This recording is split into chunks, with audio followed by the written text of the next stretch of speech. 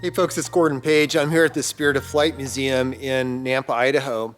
And if you follow us much at all on Facebook or on our website or some of the other projects that we do, you know we have some pretty special planes in the collection, including our Chester Skybaby. This is originally called Sweepy back in 1947. And he sold this airplane after he built Sweepy 2 to his mechanic, Lynn Caulfield. He renamed it Skybaby, flew it one time and it crashed. It flipped over, broke the canopy. And when we got this airplane in 2017, we didn't realize how much damage was done on it. Probably the most important thing that was on there that was concerning was the broken canopy. And the sad part is that we have it on display here at the Spirit of Flight.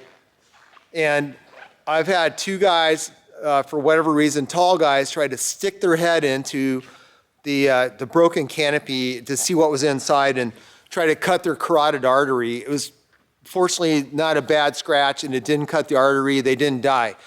But I have a friend of mine, Bruce Whittig, who's a master builder, that every time he comes in the museum, he's like, I'm going to do something for you. I'm going to fix that canopy for the Skybaby. And it took a little while, but I finally got him to step up and actually fix the canopy. So I'd like to show you that today, introduce you to Bruce, show you what we have to do here to save some aviation history. So let's see what happens on this episode of Chasing Planes.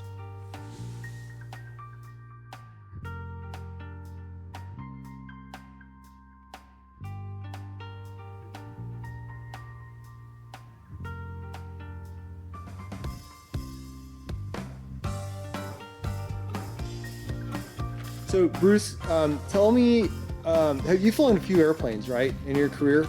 A few. Like, what have you flown since you started? I know you flew in the Air Guard and a couple airplanes there, but you flew corporate and you've flown a couple things. The Midget Mustang, you built 3 of those, is that correct? Yeah. And I know you won a Lindy with one, that's pretty impressive. Third one. But the one thing that you and I have been talking about was trying to build this canopy for the Skybaby, and it's something that has been a challenge, right, on this. I've built a lot of canopies, Pit Special, the Midget Mustangs, and some RVs. It's always almost a fun job. I like doing it. And you're good at it, obviously. This is a little different. A little different, but we're going to get there, right, on this thing. And this plane was kind of hand built in a garage in 1947.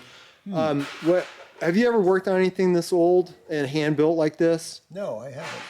So what do you think is the most challenging thing about working on Skybaby Sweepy here? Everything was built so light, so flimsy, kind of have to keep the gross weight down to make it go faster.